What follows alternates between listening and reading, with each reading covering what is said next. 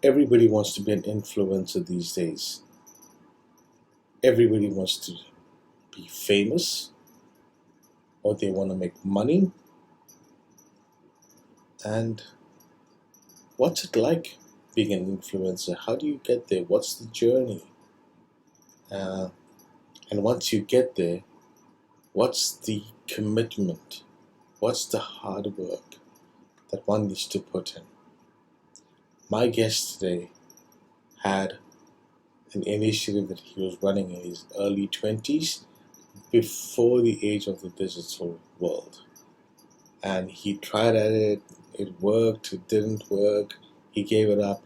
And then on a chance meeting with a friend in the US, he saw what the digital world was. Right there and there, revived his childhood dreams, brought it onto the digital world, stuck with it, and for years, and finally last year, he started getting sponsorships. So proud of him. So hear me talk about what it's like to be an influencer and to run a very successful channel.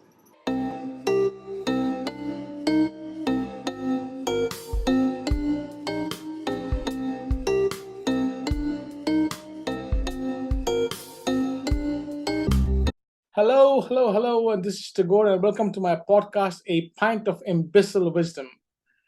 So today is quite an exciting podcast. There's lots of you out there who want to think that making it big on social media, being an influencer, starting a social media channel is the way to fame and fortune and whatever else you might think. But is it really that? Today I'm talking to somebody who has got a very successful YouTube channel. I have been personally following him for years.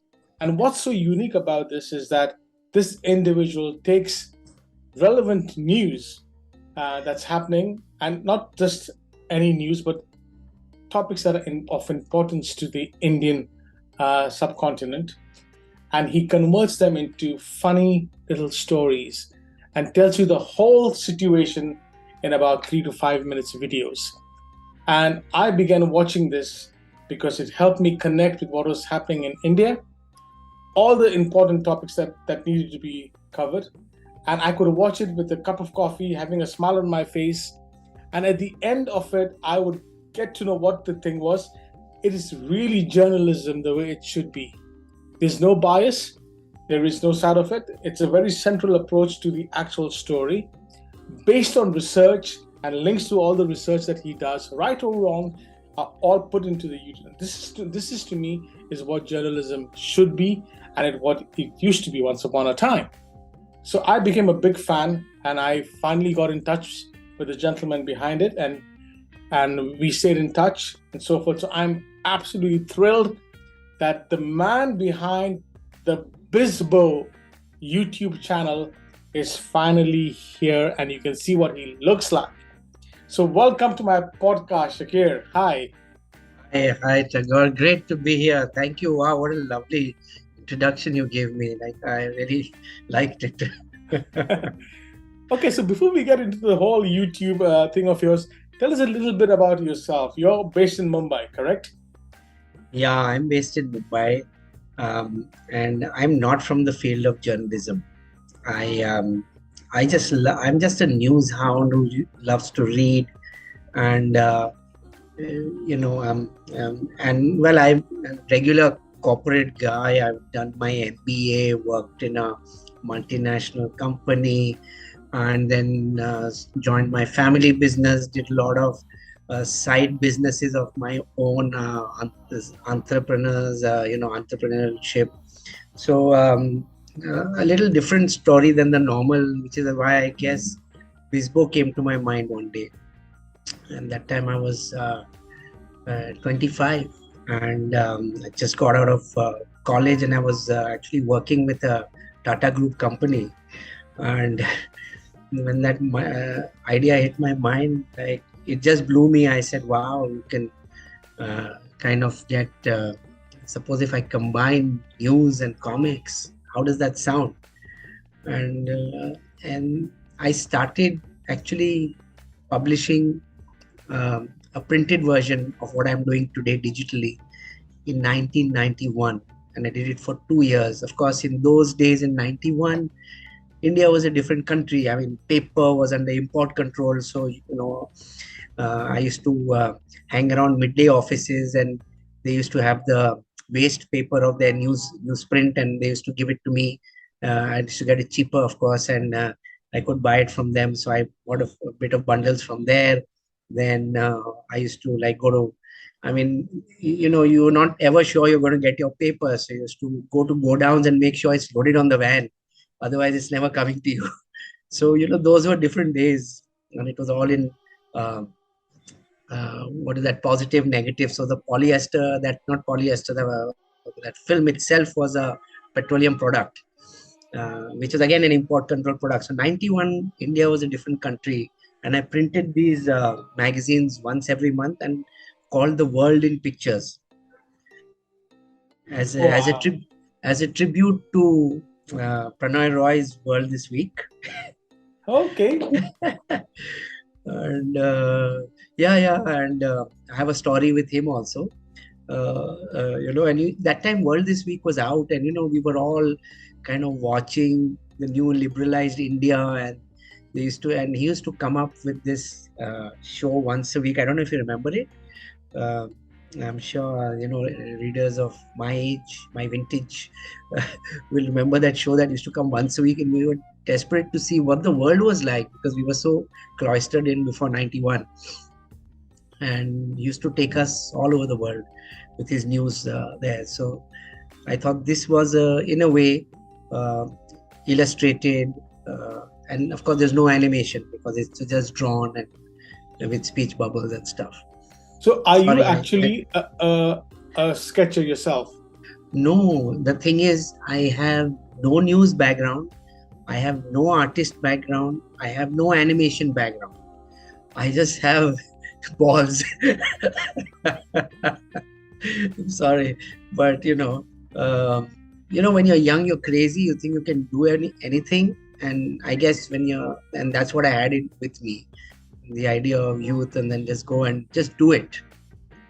So, take a news story as it is and tell it in a more comical and in a abridged version. That's it. I don't like using the word comical because my news is not funny. Yeah, it's not. Yeah. I mean, sometimes there is irony, but it's not, and they're not caricatures largely. They're all real. If I have to draw you, you've seen them. So I'll draw you. I'll put your speech bubble. And well, earlier at that time when we started, resources were also there was no Google where you could do a lot of search. So you had to like read a lot, make cuttings, put them in files, and then when you want to do a story, try and see those 7-8 cuttings that you had and try and embellish the one story that you already got, and then put some more information in there. And that's the way it used to be done. There were no visual references of a lot of people. It was quite different and difficult in those days. So, what drove you to do it though in the first place? The Back first in the time, days, yeah. I come from a business family, and so I always knew I'd go into my family business. And when my dad used to subscribe to like Newsweek and Time, and as a kid I used to read them. So since I think, and that was my window to the outside world. Never knew what is happening outside the world except from those two magazines. So I used to read them cover to cover, and I think for 25, 30 years, I probably never missed an issue of those things until, of course, everything opened up and, you have so much information. And now those magazines are dead. They're really boring. And sorry if anyone's a Time or Newsweek fan, but I mean, that period is over.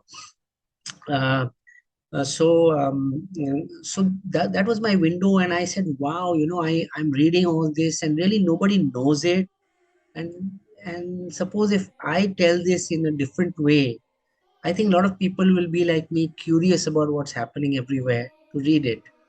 And that's what really, and when I got the idea, I said, yeah, that really, really works. Um, and I did it actually. It was really unique. I went that time. I didn't even know illustration, so I went to meet.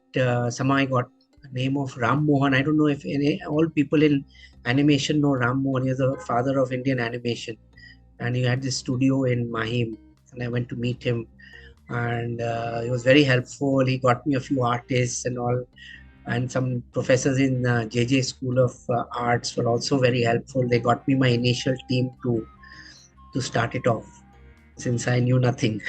Wow. So that's quite amazing, having creative thing in sketching you. So the print media of it ran for about 2 years, correct? Yeah, it ran 2 years, and very interesting story. So when I came out with the first issue, India Book House, that time the big behemoth of they had Tinkle and Amar Chitra Katha, and they came and they approached me immediately that Shakir, you really don't know much about this line. Maybe you should do it under our umbrella. And that's another thing that youth has, is brashness. So I told them, go to hell. 2 years, in 5 years, I'll come and buy you out. It's going to become really big. And the funny thing is that 2 years later, when I was struggling, I give them a call and say, yeah, hi, you remember 2 years back you told me you wanted to do this? But I'm ready now. But they were very gracious, and but their priorities had changed by then. Actually, Amar Chitra Katha wasn't even in print in those times. Tinkle was there. They were doing about 50,000 copies a month on Tinkle, but they had just bought. They had just started Crosswords, IBH, and they had bought, I think, Movie Magazine, if I'm not wrong. They bought that magazine. So their priorities changed from the children's space to more to the mass market. So unfortunately, that didn't work out with IBH, but they were very kind. They still distributed my magazines in the initial part. So that at the end of 2 years, what was the circulation number like? Because you were struggling, you were dependent on teams. So yes. So actually, my circulation numbers, I had stopped putting it on newsstands by then, because the way it was that you put out some copies and you send them 50 copies to Jabalpur, for example. You send it by train, it's an expense, and then you don't know how many copies are selling till 90 days later, when they send you a little envelope. Inside the envelope is the masthead of your magazine, to show that it's not been sold, and they can't send all the magazine back. It's costly because they are working with so many magazines. So they just send back the masthead to say, I didn't sell 43 out of your 50 copies, right? So the MIS was very poor, but that's the way it was. And so I decided, no, I'm not selling much on the newsstand. And like Tinkle was selling, out of its 50,000, it was selling 45,000 on newsstands, and the best I did on newsstands was 1,800. Okay. So that was the disparity. But in subscriptions, Tinkle has 4,500, and at peak I had 6,700. I had far more than Tinkle. So this was in 1993. In 90, yes, it was by 92 and 93 beginning. I knew that now I could see the writing on the wall that there's not much I can do. And one very interesting thing happened, which was detrimental to my what happened earlier. And I used to go to schools, and schools were very receptive to my idea, and the principals used to like what they saw, and they said, okay, come to our school and talk to our kids and leave your subscription form behind, and then we'll collect the money for you and give it to you. So I did that, and that's how my subscriptions grew. And I religiously used to send them the subscriptions, and renewals were very poor. But I went back, and principals were supportive. But in 91, when 93, 93, these bomb blasts occurred, and schools became paranoid about security. So they stopped giving me access. And then once that happened, and the renewal numbers by post were very poor, I knew that there was no way I could survive. Because earlier on, they used to allow me to go into classes, talk to the kids, disrupt the classes for 5 minutes. Teachers used to also, some teachers were irritated, kaun aaya, and kind of thing. But generally, most were quite okay. And I used to leave copies behind. I used to come. I used to get a lot of subscription that way. But that all changed post 93. And then, Okay. yeah. So when did the transition to digital happen, and how did that happen? So then eventually I shut it down, and slowly I stopped getting new subscribers, and I just shut it down, the quality. And then I had no money coming in, so my quality deteriorated. Anyway, I shut it down, and there was still, I think, a few souls who did not get their full quota of subscribe payment. And if anyone's watching, people, secure apologies. But and then I shut it down, and I had gone to my dad 3 times. Dad, I need money, I need money, I need money. Once it was okay, twice it was okay, and third time it was, now I'm not giving you any more. Okay. And then when I said, okay, I'm not getting any more money either. So he said, okay, now just join the family business, which is in completely different area of glassware and warehousing and stuff like that. Totally different. So I mean, no choice, right? So you joined the business and you did it. And then 25, 30 years later, I restarted this. Wow. It's And an unfinished business of my youth.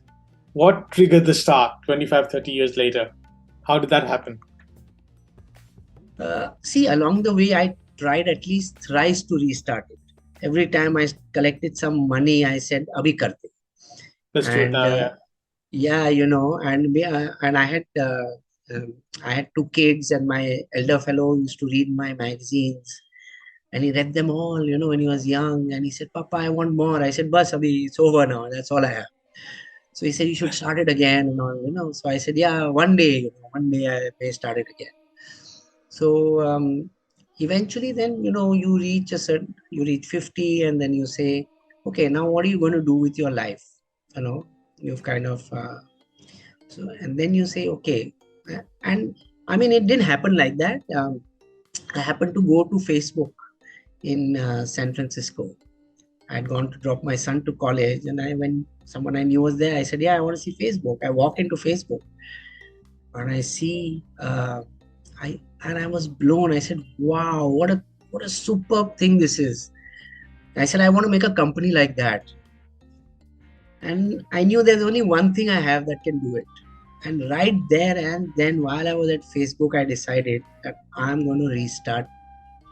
And that time I didn't have a name. I didn't have the name of Bisbo. I'm going to restart World in Pictures digitally for the new age.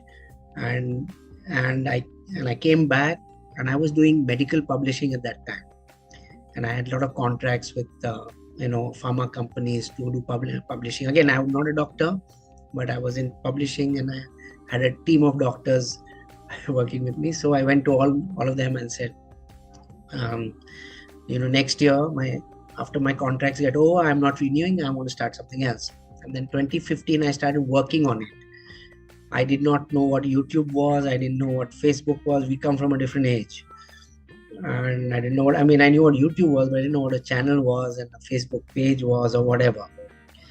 And it took me 6 months to make 5 videos. And I was trying to outsource it, but eventually I launched in Jan 2016 and not looked back. Learned everything about it. Wow. So, Shakir, what impresses me is that you got into the digital social media quite later on in life, when your Right. competition were like young kids getting millions of views and whatever. So instead of doing just a digital book online, you decided to do two-dimensional animation. Yeah. That's right. Videos. You have a great storytelling, and Thank obviously I'll you. come to the Bisbo's Limerick at the end of it, which is funny. But tell me what's going on in your mind about doing these as videos instead of doing them as digital magazines. Why the videos? Videos, I could see everything going to video, and people had lost interest in reading.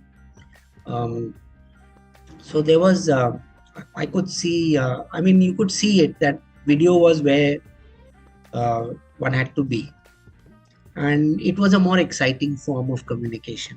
You know, you have so much more. You have a voiceover, you have movement. So there was so much more you could do with it. So once I figured that out, I said, "Oh, this is going to be fun." So you basically went into 2D animation route. You Yes, obviously now, as we speak today, you have a team of in-house animators, correct? that's right. Yeah.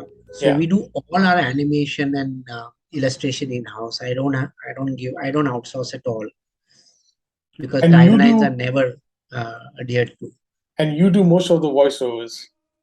In English, yeah, it started as a cost saving measure because the first 5 videos that I did, I gave it out to some fellows and oh, $10,000 a voiceover. Okay, I gave it the first time, then I realized oh, I can save 50, 10, 40,000 bucks. I mean, that time I was just putting out videos whenever it was ready, but I said 10,000 a video I can save if I put my own voice. And, And it works so well. if you do so many of them, you kind of get a hang of it. You've got about 300 something plus videos at the moment on your 450 450. in Wow. English and Hindi, and probably, close to 300, 400 in 4 other languages. Yeah. So then here's my other thing now about your videos.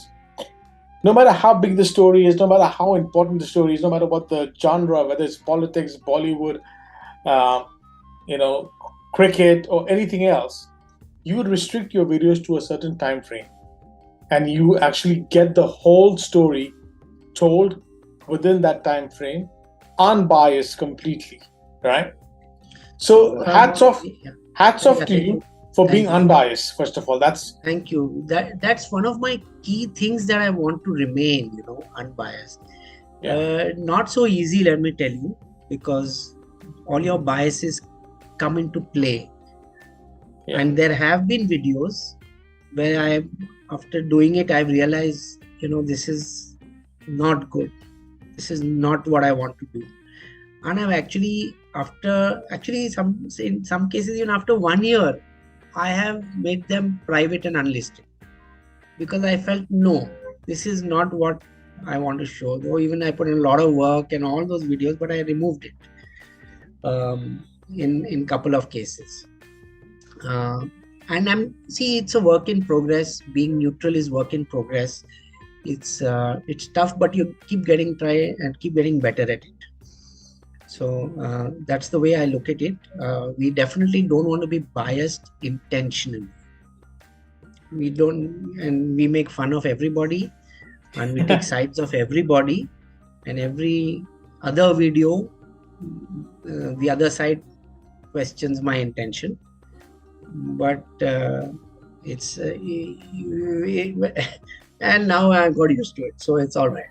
I wish the majority of our journalists in India would learn that lesson from you, but never mind.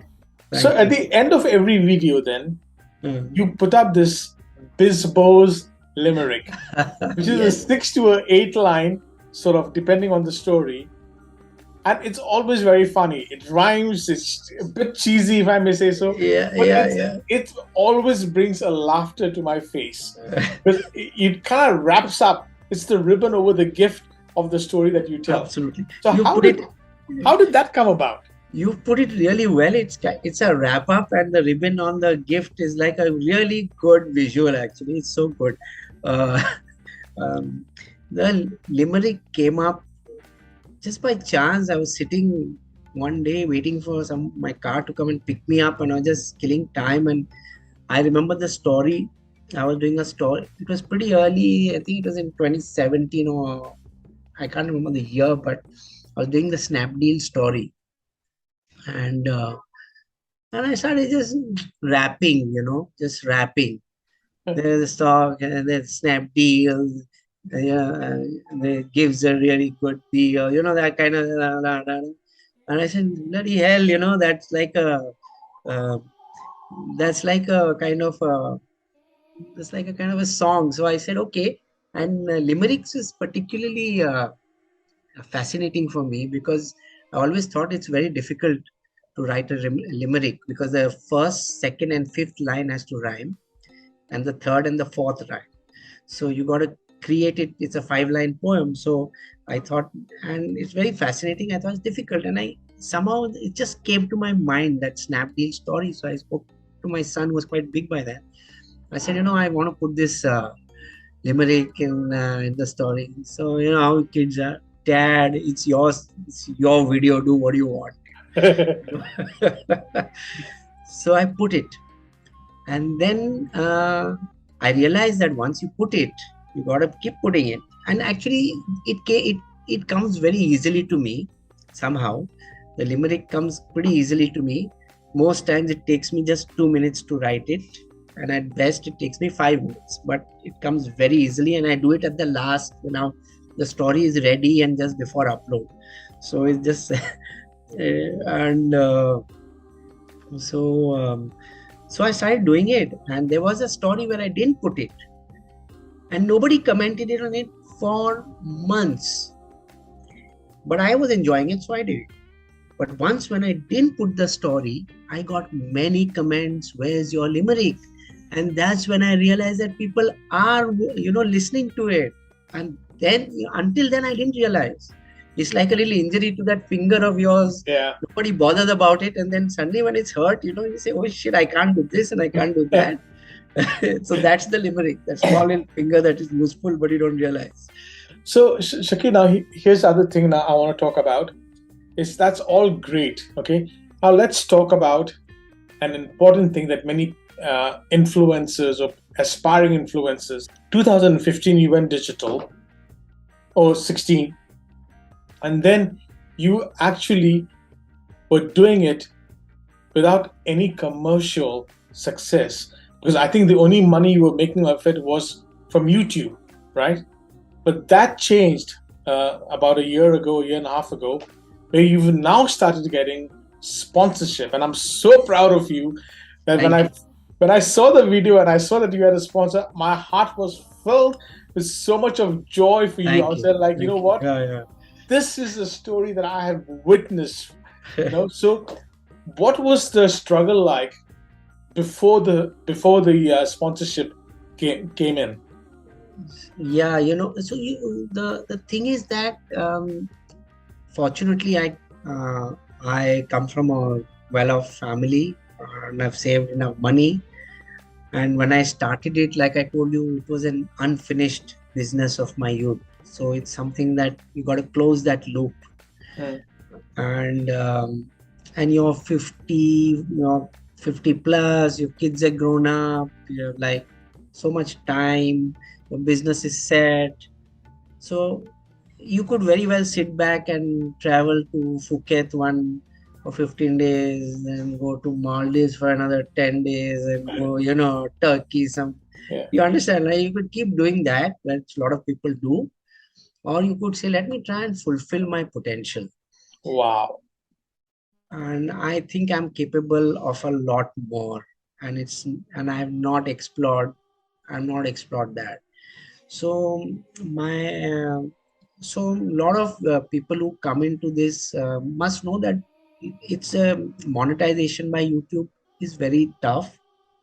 Takes a lot of time and effort and consistency, and just by one video going viral, it's not happening. And it's getting more and more competitive. And YouTube revenues in India in regional languages even less. But you gotta be passionate about what you do, and hopefully things will change over time, like they have for me. For 5 years, I went with just I remember the first time I got $1 revenue on YouTube. It showed $1, and they don't give you anything till you hit 100. So it took a long time for me to get my first $100 check from YouTube. But I was not focused on the money. I was focused on creation. If you see my earlier videos, I mean, I'll cringe now when I see it, because the quality was literally an MVP. It's just like you got something, you've taken it out, and then you learn along the way. You keep raising that bar slowly, and you go from, okay, my video was 35% quality. You put it out, it's a pass video, and then you keep raising it. So now if you ask me where are you, I say I'm 65, 70%. I can still improve by 25, 30% on my visual grammar, on my animation. But again, because my videos are time sensitive, because of news, there's only so much you can do. I can't take out a Disney quality ever. So it took a long time for the monetization to come in, and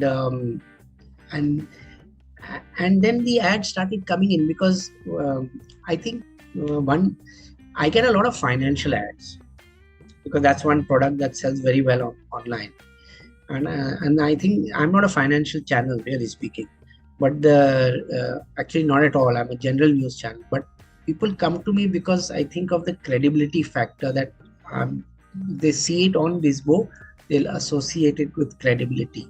And that is a struggle that I've had. When I started, credibility was my main mental issue. Will people accept animation as credible, or they just think this is comics, it's just bunk? Which is why I've gone the extra mile to put my sauces, to put all those things inside to make it as credible, with lots of footnotes. You'll see my videos that mostly the footnotes are not visible, but if anyone pauses it to see the footnote, we've given clarifications or additions. There are lots of footnotes in all my videos. Yeah. So how did the first sponsorship happen, and when did that happen? So I think it happened last year, in 2020. When did it happen? Now we are in 22. Yeah, it happened in 21, October or so. I don't have a marketing team going out there. People just sent me emails and sent, we like your stuff, we want to put an ad. I said, okay, put it.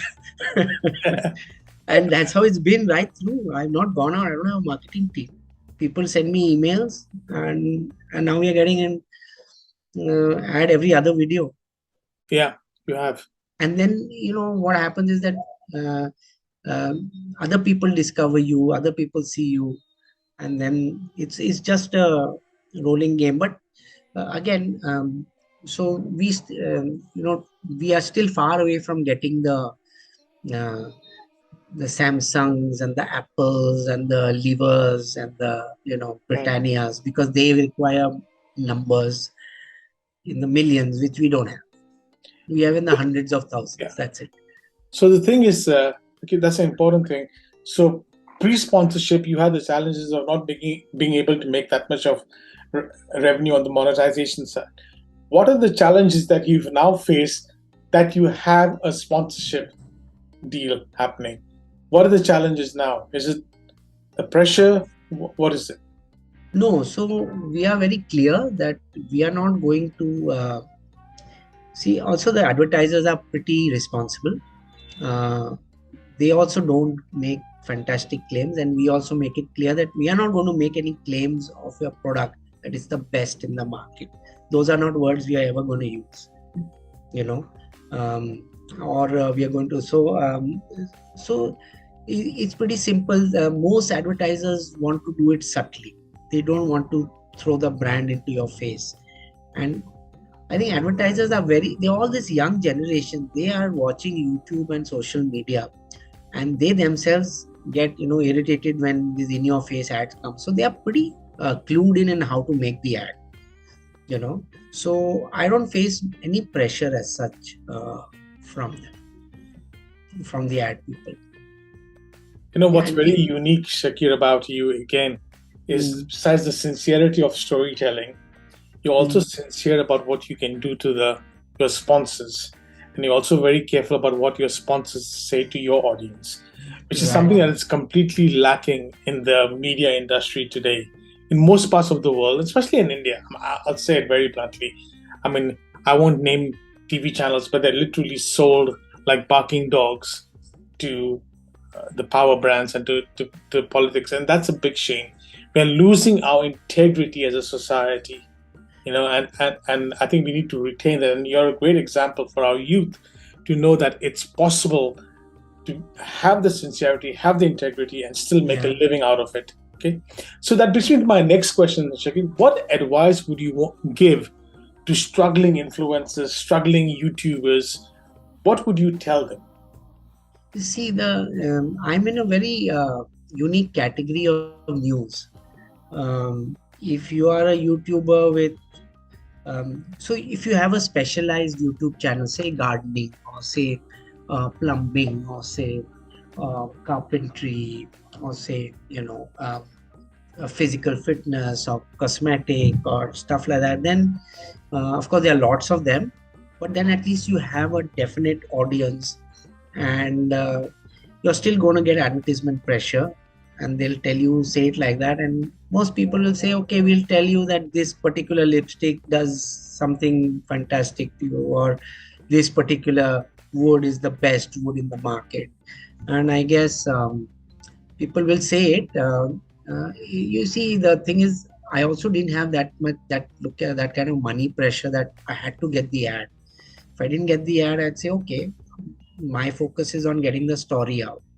I'll get an ad. I won't get now. I'll get afterwards. So it's never really happened that we've lost an ad because of anything of ethics or anything like that. Everyone sees the picture. But if YouTubers are there, they are focusing on something specific, they have a better chance of getting numbers. If you are too general like a news channel, then you're covering sports, entertainment, science, politics, everything. It's tough because people have certain interests. So it's tougher in the news business too. So if you see a news channel, you will not find any real news channel with huge numbers. Yeah, all the big ones will still have only 8 million and 6 million. That's nothing compared to a Bollywood or a comedy thing or something like that, which will have much more. How important is the integrity as an influencer, as a content creator? See, when we are writing a story, you mean there are two aspects. One is in the story itself, and one is from the advertising perspective. In the story itself, no, we just go by the facts, and we, irrespective of what we think is right or wrong, we try to show the other side and say that is the thing, unless it's only when we do a story, for example, someone politician will just say something for the audience, so we don't go into, we are not reporting. So I tell my writers, we are not reporters, we are writers, we're not reporters. So you forget what someone says for a soundbite or to just defend his position knowing it is wrong. So let's go deeper into that. So that's what we do. And nowadays we are all writing as over time I've learned how to write the story with a dramatic opening and try, it's like every time I think I'm making a movie, I'm not making a news story. The news is just a excuse to make a movie, because because I must have been I'm probably a wannabe screenwriter in my earlier life. So that's what I think. I'm making a movie, and how to keep someone's interest in the story without going away from the facts. So we do that. And as far as advertising is concerned, now YouTube doesn't allow you to take a ready-made video and put it in. So you have to integrate a video into your video. You can't just someone can't just make Neeraj Chopra throwing a javelin and say, see how far he threw it, take Bonvita. You can't do that. So if you want to do it, we have to integrate it into our video, and it has to be with my own voiceover, because YouTube doesn't want competition, right? If they start giving me direct ads, then how will YouTube get it? One more question I want to ask you. A lot of young people listening, Shakir, they want to be influencers, they want to be YouTubers for the fame and the fortune. Yeah. No other way. There's not, and I'm respectful here when I say there is heart in it, but there's a little heart in it. But the bigger purpose is the fortune and the celebrity thing, the fame. What would you say to them, Shakir? You got a dream, yeah, I would say. Go for it, yeah. I understand that everyone wants to be famous. Everyone wants to become, Shah Rukh Khan. From nowhere you come and become some big star. Yeah, everyone wants to do that. And but if you differentiate yourself from the market, you have a better chance. So, I mean, 1 in 1 million might still turn out to be great doing the same things, but that chance is really, really remote. So, if you differentiate your chances, your probability Yeah. really, really increases. And Like, I this, mean, yeah, yeah, and there's so much of courses today how to upload your videos, how to market it, how to promote it, how to do. There's so much of information available today. Some of it is fake, I think so. Some of it is just rubbish. But there's definitely, it's, I think, up to you. The sincerity vibe comes in again, and whatever you do. yeah, I don't agree that there is any formula that if you do it this way and that way, uh, you will get views and you will get that. Um, you have to build an audience, and that's the only way, and that takes time. That takes time. Okay. And yeah, So I have to ask you this question towards the end of my podcast. Bisbo, the name, where did that come from? yeah. You see, it couldn't be what it was earlier. The world in pictures. That's like 1980s. Such a long name, right? And by then the world had changed, and there was Sony, Google, Yahoo, etc., etc. And I always knew from day one. From day one, before I even started, I knew my business model, and I'm still not there. But my business model has largely remained the same. 80% it's remaining the same. And I knew I'm out to create a brand,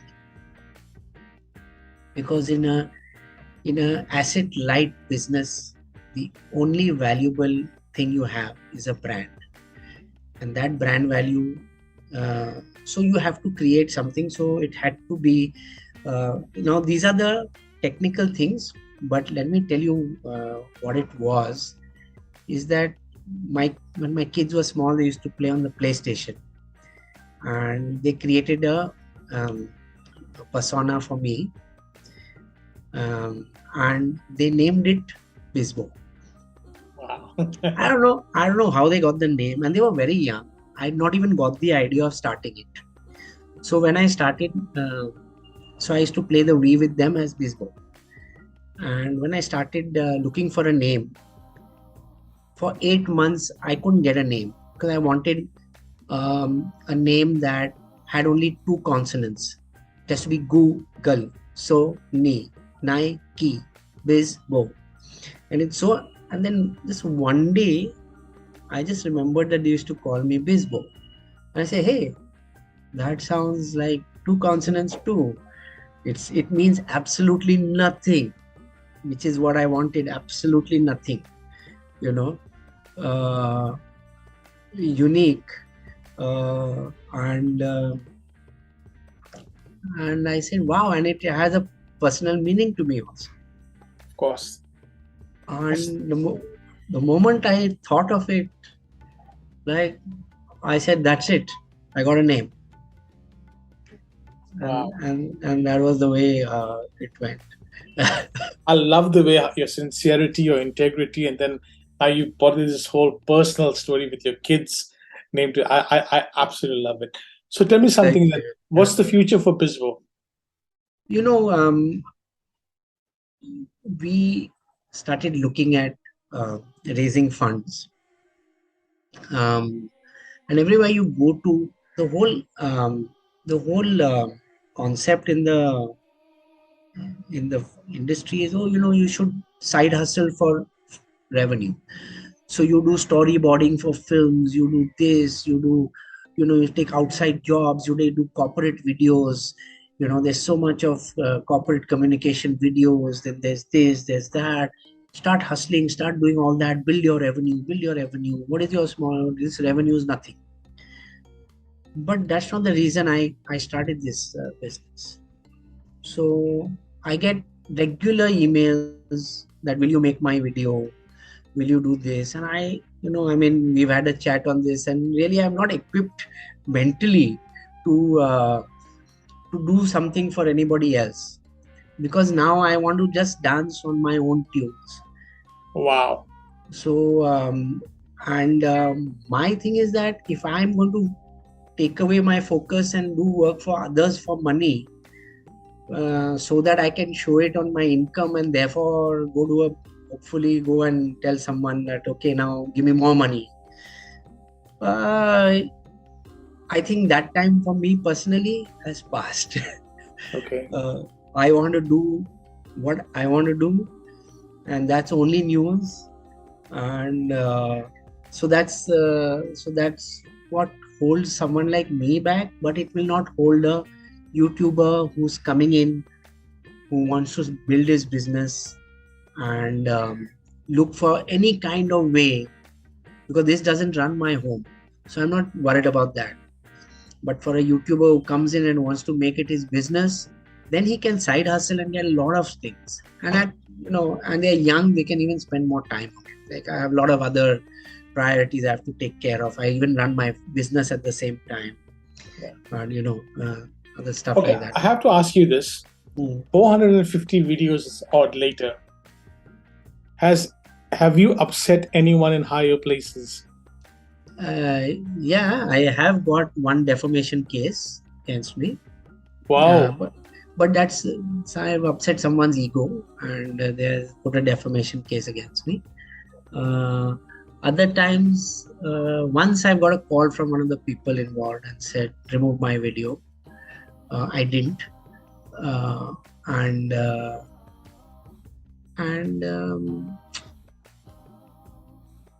See, we are giving out all the sources. This is nothing new. All the information is already out there. Yeah. It's not that I am making up something.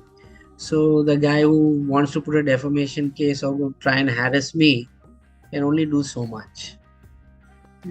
So and most people look at it that, okay, this guy is, I think that's the way people look at it, that, okay, this guy is like, he's like, maybe it's comics, it's not so important, or maybe it's,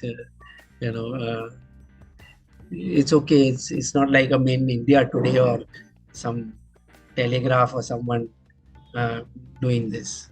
So it's just going out to a few people. I don't know, but we are careful. We are legally careful. We vet I personally vet every story and put in, all those legally safe words to see that the words are there, alleged, according to people, it is supposed.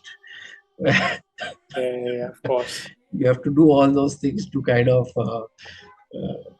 make sure that even if someone has a issue, then we have written clearly that it has been alleged that this has happened.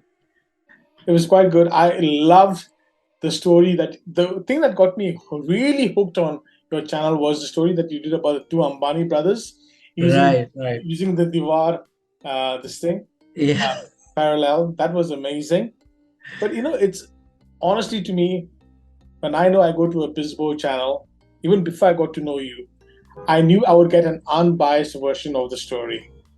Okay. I knew I would get facts because of all the sources that you put in there.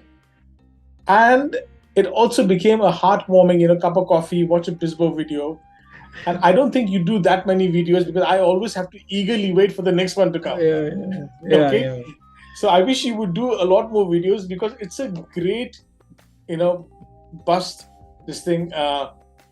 It's very relaxing. It's great. It's fun, but it's very informative. Thank you. Shakir, I wish you and your team, especially you, my dear friend, all the very best. Hats off to you for your sincerity, your integrity on the storytelling and on the advertising, and also for the sincerity with which you do the whole thing. Thank you. Appreciate it. Love it. Thank you. Thank you so much. Okay.